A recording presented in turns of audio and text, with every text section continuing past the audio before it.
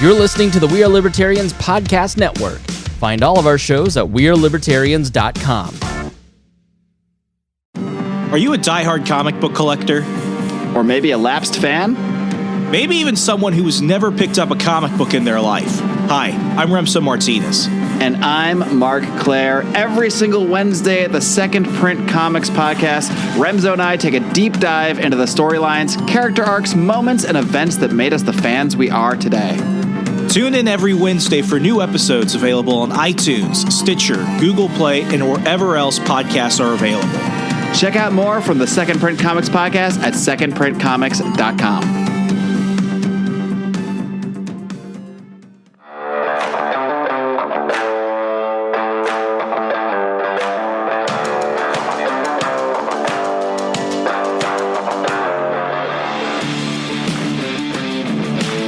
Prepare yourself.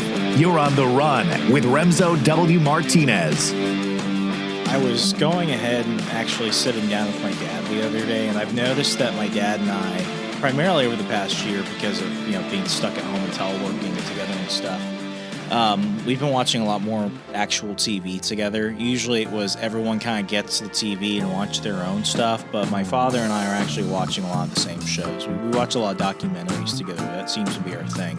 And then with my brother, we watch movies together.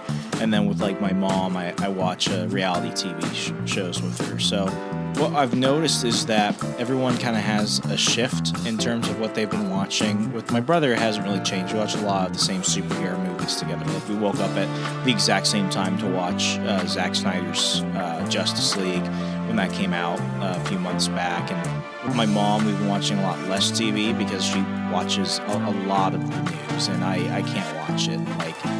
I've been really, really happy. I've noticed that about myself. I've been extremely happy since I really stopped watching cable news. I still know what's going on, especially since I started working again recently, full-time. But, you just, if you can avoid it, just avoid it. It does nothing good for your life. I don't feel like I'm any more or less informed because, I was watching cable news, and now since I've really just kind of stopped entirely, I feel that I'm still pretty good. I still read a lot of articles, I listen to stuff, of course people tell me things, I know what's going on.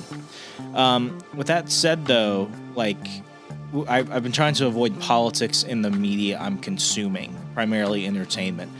For those of you that are Second Print Comics fans, you know that I get really mad when a lot of woke politics gets shoved into my superhero movies. I can't stand that shit.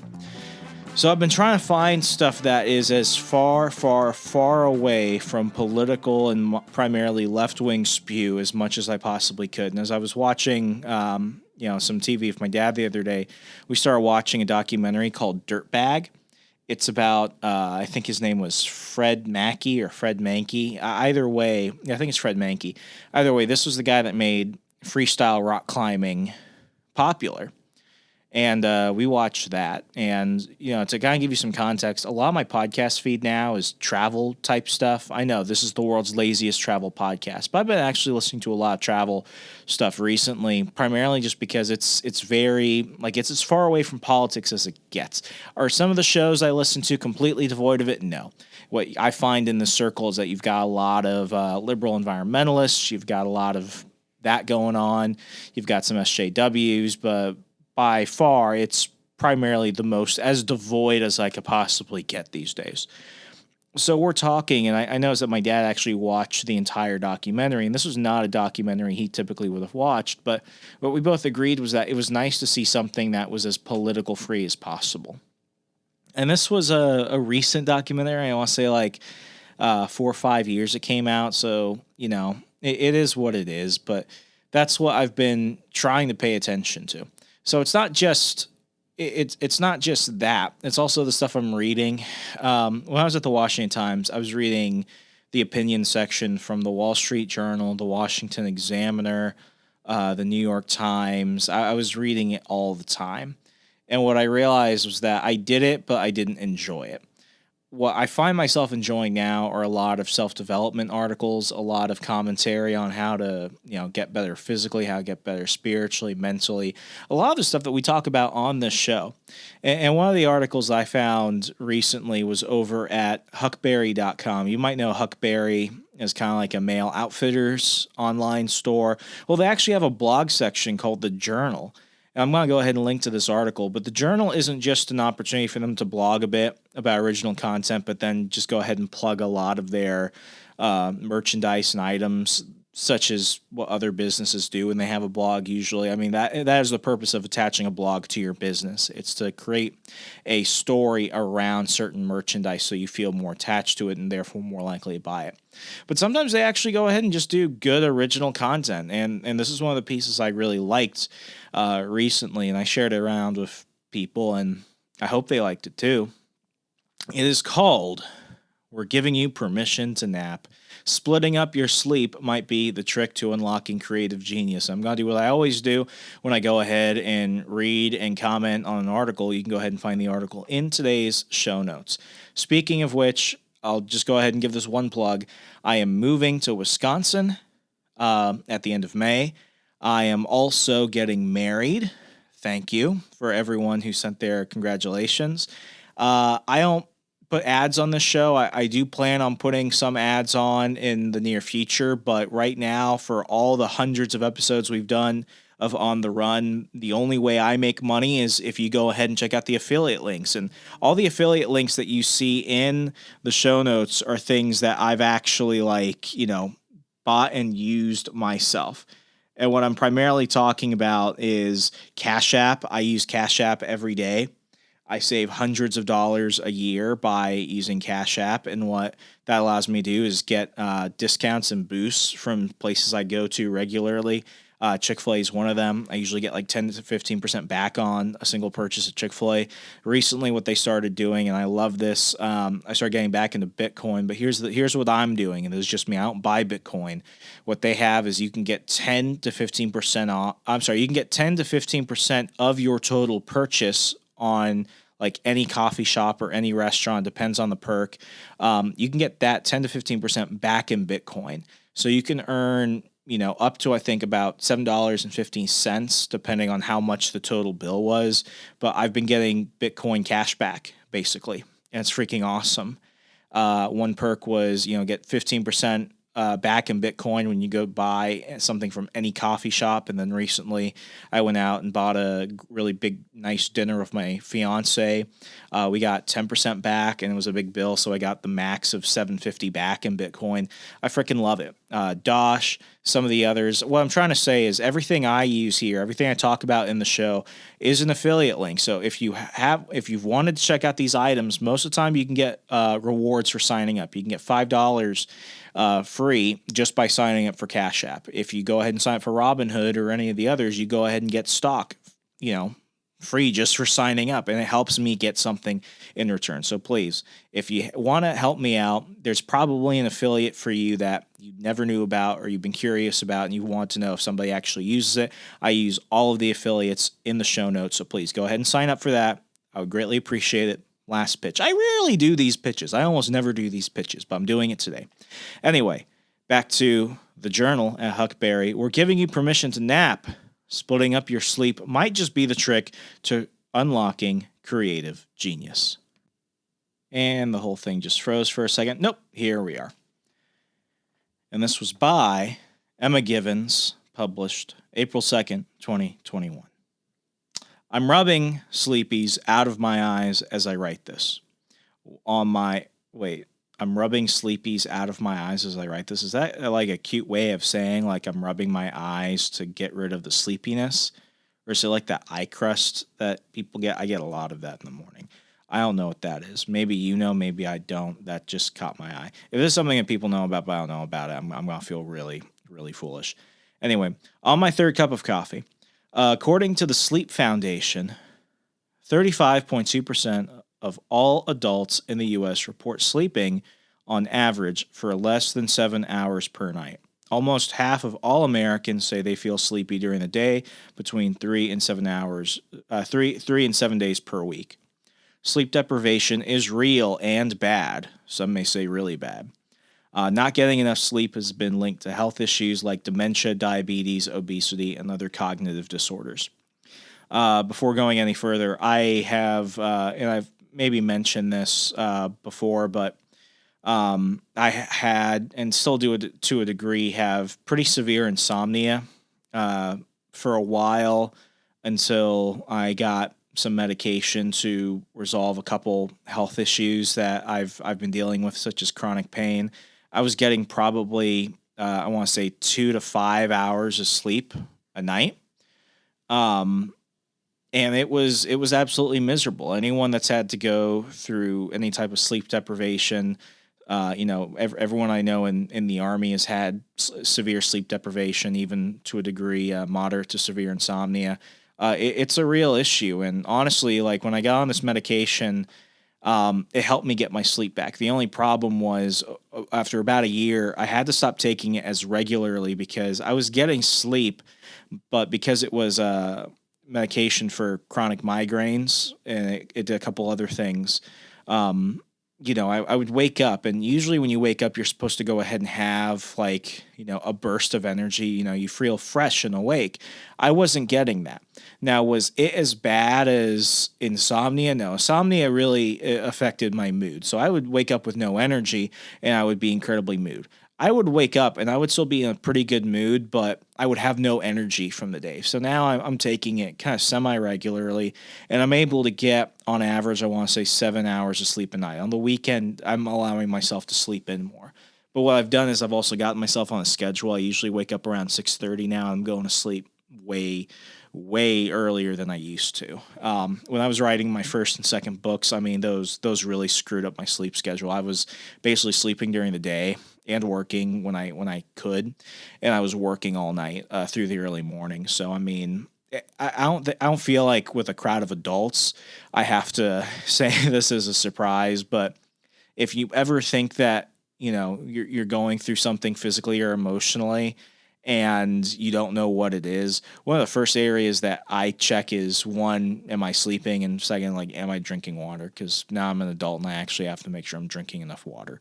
But sleep is the biggest thing, especially in my life. Ever since I started getting my sleep on schedule, and now since I'm kind of tapering off that medication, so I only take it when I really feel like I need to, getting more sleep has worked absolute wonders. I also napped during the week. I don't nap daily, but now since I'm working remotely again and everything, I try and nap. I also know that if I am in a real sour mood or something, even if I've had enough sleep, a 30 to 45 minute nap usually does the trick.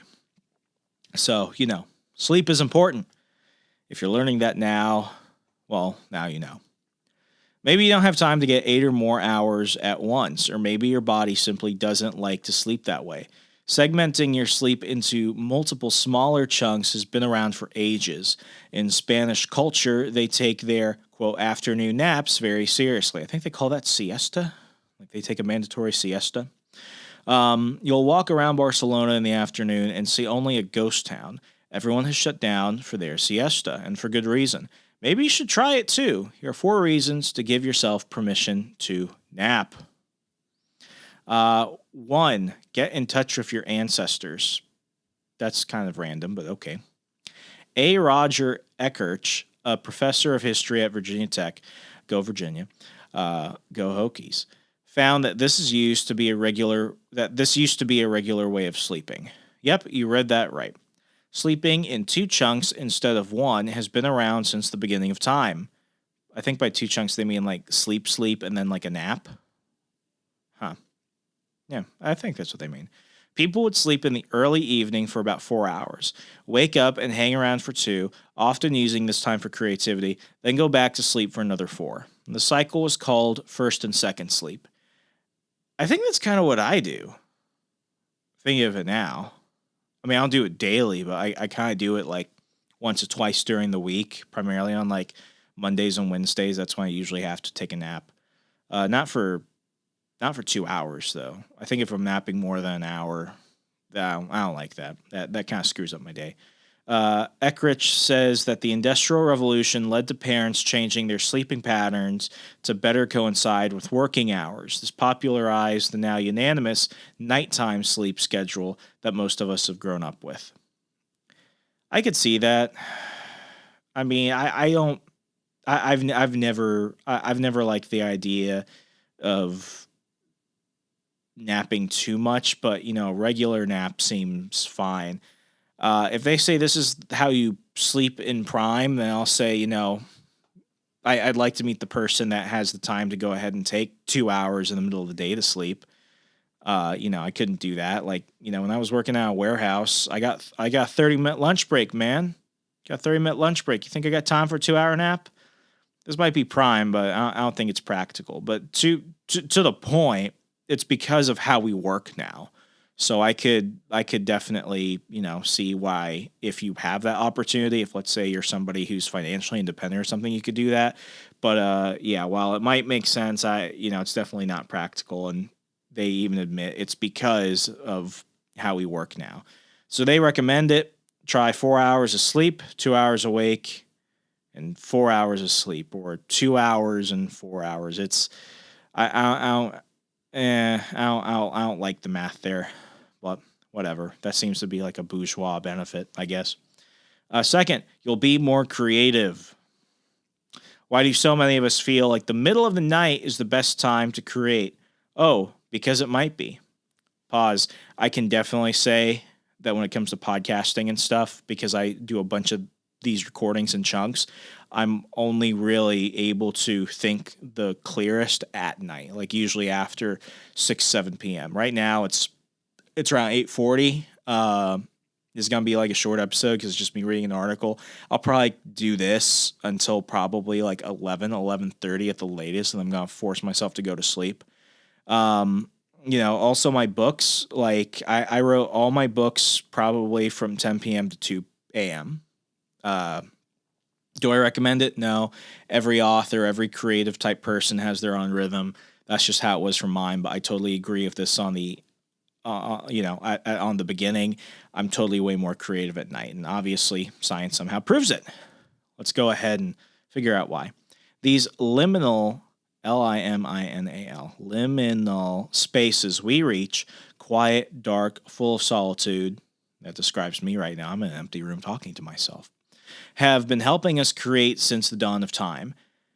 This time was considered sacred in the 16th century. French doctors advise people that this time in between first and second sleep, that first and second sleep thing again, would increase the chance of successful conception. There's a joke in that, but I'm not going to say it. From Leonardo da Vinci to Nikola Tesla, many geniuses throughout history have used a nonlinear sleep schedule to keep them at the top of their game. Hell, one of the earliest mentions of sleep being referenced as two distinctly separate parts was Don Quixote. Don Quixote? Really? The guy who chased windmills? What was it in there? It's been a while since I read that book. Siesta, anyone? They finish off that sentence. So here's what they say. For this method, sleep 2 hours, be awake 2 hours, and then sleep 4 to 6 hours. Okay. You'll sleep like a baby, literally. Part 3, you'll sleep like a baby, literally. Babies follow polyphasic sleep, aka sleeping in segmented chunks of more than 2. Why not just say they sleep in chunks? This author's trying to make you think they're smart. I think they're kind of smart. The more sporadic these segments are, the worse this approach gets for you. If you're into trying this approach, make sure some of the segments are at least 1.5 hours long so you can get some REM sleep. I can't do that, man. Like I can't do that. If I nap for more than an hour, like I'm not getting back to work. I can't do that. So for this recommendation, it's 1.5 hours of sleep, to 2 to 3 hours of sleep, to 3 to 6 hours of sleep. This method will allow more variance in your wake times. This doesn't make sense. Like, when do you wake up? When are you awake? Or who has the schedule to accommodate that? That's my problem with all of this. And, like I skimmed this before, and this is really the first time I'm like really reading it. A lot of this doesn't make sense. Like, who has the time to do this? Like, we've got a friend of the show, Anthony Meyer. He's a professional trucker. When does that guy get to sleep?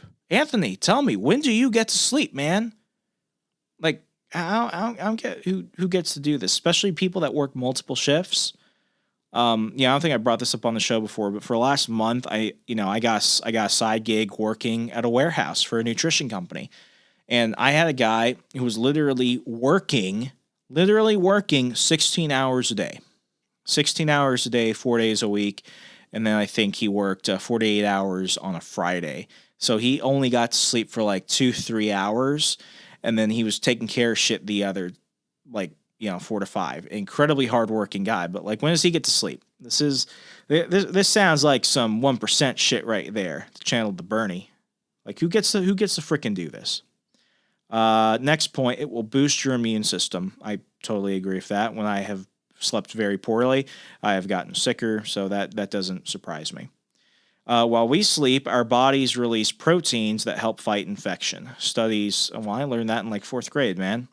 Studies show that our bodies naturally release, quote, pro-inflammatory signals during sleep, allowing us the time and space to get repaired. If we're not getting enough sleep, I'm yawning. I guess I need more sleep. Allowing us the time and space to get repaired. If we're not getting enough sleep, our bodies don't have this time to strengthen our immune response. Sleep deprivation can cause us to be in a constant state of inflammation, our immune system always playing catch up. When I was in college, that was totally the case. Sleep was shit, constantly getting sick, especially when you add stress and poor diet into it. Totally gets you. Even like the one thing that really helped me was like when I was at like my freshman through senior year of my freshman through junior year of college, when I was like in super soldier athlete mode, like, exercise helped me sleep. So that way, even though I was sleeping less hours, like nowhere than maybe 6 hours, when I landed on my pillow, I was out. So at least then, because I was so tired out, because I was getting regular exercise on top of that, I did a lot of burst workouts and HIIT training. That helped. But like, I could totally see it for like your average Joe who's not paying attention to that. It could be kind of difficult. Bottom line, we need sleep. And while we sleep, neural pathways are solidified. Memories are stored from short to long term. Our bodies repair our muscles, and our immune system grows stronger. Essentially, sleep is our way of, quote, turning it off and back on again. I get that reference for anyone that's ever had to do that to a computer or TV or wireless router. No matter what method you try, 7 to 9 hours of sleep should be the goal. 9 hours might be a bit much, unless you're talking like total within a 24-hour period. I think the standard is 8, according to most doctors. Like, I get at least 7. I don't think I'd want to sleep 8. I think I'm pretty good after 7, but that might be me. So if they say 7 to 9, 7 to 9. Try and figure it out. And they continue, if you're curious, here are 4 sleeping methods to test out. And it's kind of a summary of what we were discussing earlier, where they're just doing like the sporadic in and out and in between and all this other stuff. For the people that apparently like don't have to work and can take like a 2-hour lunch break to nap, freaking Spanish with their siesta. Maybe we should try that here. I don't think we'd like to do it. Americans like to work too much. I think a study from Business Insider recently went ahead and verified what we've known for about a decade, which is Americans are more overworked and take less time off, even when given relatively fair PTO, than any country in the developed world, especially when you compare us to our European counterparts. We like to work. And for those that don't, you're still working anyway. So let's go ahead and give the rundown of what we've gone over. It's the Da Vinci method. It's been reported that Da Vinci slept in 20-minute increments every 4 hours or so to remain alert and able to work on many projects. Man, that just sounds like narcolepsy. I don't know how I could not function that way. While I wouldn't recommend this long term, and this is the author saying it, she wouldn't recommend this long term. This is a method often used by researchers while working through longer projects. I could see myself having done that when I was working on book number 2, especially since you're putting so much thought and like brain energy into figuring that out. Maybe for like a circumstantial situation that could work. I think maybe I've done that, but I agree with her. I would not recommend that as a long thing. And I'm not a doctor. I've said a Holiday Inn before, but I'm not a doctor. Second part, The Nikola Tesla method. Tesla was said to have suffered from nightmares in childhood. Don't we all? He grew his sleep for no more than 2 hours a night, multiple times throughout a 24-hour period. Try it out by scattering 4 separate 2-hour chunks around your day for nap time. That sounds terrifying. No wonder he married a pigeon and, went crazy. That would drive me crazy. And then there's this caveman method. When we slept was often based on temperature before the creation of tools. We rose before dawn as the temperature warmed up from the cold night. We stayed awake until the mid-morning sun beamed a bit too much, typically taking around a 2-hour nap in the middle of the day. Neuroscientist Dr. Matthew Walker says that this is likely the reason we all experience a lull in energy around the early afternoon. It may be in our bones. When we would go into our nightly sleep a couple of hours past dusk, when it began to cool down again. So, I kind of agree with this in terms of why sleep is beneficial. I don't agree with all the methods, but then again, it's just because it doesn't work for me. Maybe some of this will work for you. I can tell you, especially as somebody that has dealt with severe insomnia, there have been 2 things that have really drastically helped me. Maybe 3 things, but definitely 2 things. One, I went to my doctor and I got help for it. I got the medication needed, and that really helped me get back on a regular and restful sleep cycle. It has been monumental leaps and bounds beneficial for my life. So if you ever feel like you're dealing with something such as chronic pain or chronic insomnia, go see your doctor. For me, I don't want to get too much into it, but I got reduced in terms of the number of medications I was taking down to just 2. And now it's really just 1, and it's fantastic, and I take it when I need to. At the beginning, I had to take it almost nightly for a year, but now I'm at the point where it's like I don't need it for either pain or for sleep. So go see your doctor. Secondly, as somebody that deals with chronic pain in my neck and shoulder, I can tell you this definitely helped me. I did physical therapy for a couple months in 2020, and the best recommendation I got of all was fixing my pillow. Yes, you would think with all the stretching and exercises and everything that would be probably at the bottom of the list, but literally I was having a problem with my pillow. I would sleep with like 4 to 5 pillows. I would sleep sitting up. I would sleep sideways with a bunch. Like I was sleeping with a lot of pillows. Now I'm down to like 1 pillow. And what he basically said was, listen, pillow companies only come out with side sleeper pillows and non-side sleeper pillows, and not all pillows are equal. And they try and, make these pillows so it's a one-size-fits-all solution most of the time, but that's not the case. So he said, you guys just try out a bunch of pillows, because there are varieties, despite not always, being the most mainstream pillows. You just got to find the one that's best for you. And the one that's best for me, that's changed my life, I love it to death, I would fight someone if they try to take it from me, has been my Purple Pillow. And Purple Pillow does not sponsor this show, but I can tell you that I literally asked for a Purple Pillow for my birthday last year. I got it, and my Purple Pillow is like sleeping on it's the best feeling on earth. It's not feathers, it's not on air, it's just the best feeling on earth. My Purple Pillow not only reduced the number of cramps I got in the morning when I would wake up, but I fall asleep faster. And that cool side of the pillow you have to flip over to get sometimes, it's always cool. It's great during the warm seasons, and it's better during the cold. In my personal opinion, I'm a cold sleeper. I kind of like it that way. The Purple Pillow has been the best thing for me, and everyone that has been, lucky enough for me to show them my pillow, they all end up getting themselves Purple Pillows. In fact, my entire family is ordering Purple Pillows as we speak. And as I move into my new apartment, I am intentionally getting the Purple Pillow Hybrid or Purple Hybrid bed, because I just want that all over me. So Purple Pillow does not sponsor the show. This is me just telling you what worked for me. I love Purple Pillow. Just love it. It's the best thing ever. And third, and this is kind of simple, but I put my phone on airplane mode from the moment I lay down until I wake up in the morning, or then an alarm that goes off. But I used to stay up and look at my phone for hours and hours. I would even try and listen to podcasts to fall asleep, and I still do that every once in a while to kind of get my mind focused on something. But really, how much time do you spend on your laptop or your tablet or your phone?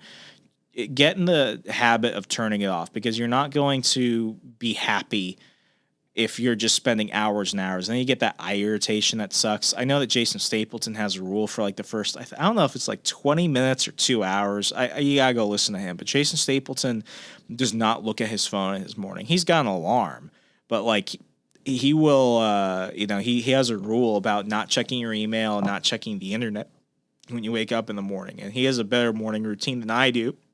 But like putting your phone away, not being tempted or distracted by it, and then not immediately going for your phone, it works wonders. So those are 3 things for me. Got help from a doctor, got a great pillow, and I'm getting a better mattress, and just putting away that phone. So if you like this article, if you didn't like this article, hopefully you'll learn something. Hopefully you'll go ahead and assess where your sleep is helping you and maybe where it's detrimental to you. But ultimately, we got to prioritize it. I know for a lot of people, when it comes to hustle and grind culture, we're just told sleep is for losers and everything else. But honestly, if your sleep is shit, you're not helping yourself, and it's going to begin to impact you negatively overall. But, what do I know? I'm a guy talking to you on a podcast who's also done some pretty cool shit. And I can tell you each and every time, sleep has always been the better option if capable. As always, that's about it, folks. Go check out those affiliates. Last time I'll plug it. And if you value this conversation, please, it costs you nothing, but it means everything to me. A 5-star rating on Apple Podcasts or wherever you listen to podcasts on Al Gore's amazing internet. We'll be back next week. Be good. Be safe. Good night.